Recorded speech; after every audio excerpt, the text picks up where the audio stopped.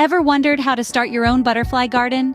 Imagine creating a sanctuary that supports local butterfly populations, a vibrant space teeming with life, color, and beauty. It's not just about the aesthetics, but also about conservation. Building a butterfly garden is easier than you might think. Firstly, location matters. A sunny spot is key for a thriving butterfly garden. Butterflies bask in the sun to warm up for flight, and many plants they love are sun worshippers too. So, ensure you pick a sunny spot for your butterfly haven. The next crucial step is to choose the right plants. You'll need two types: nectar plants for adult butterflies and host plants for caterpillars. Nectar plants like zinnias, coneflowers, and butterfly bushes provide food for adult butterflies. Host plants, on the other hand, are where butterflies lay their eggs. For instance, monarch butterflies are particularly fond of milkweed. So, when planning your garden, consider a mix of both these plant types.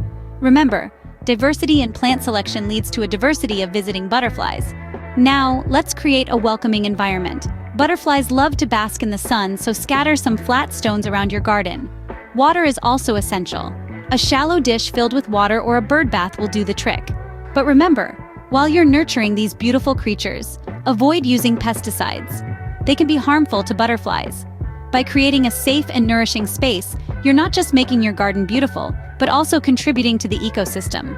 By following these steps, you are well on your way to creating a butterfly paradise.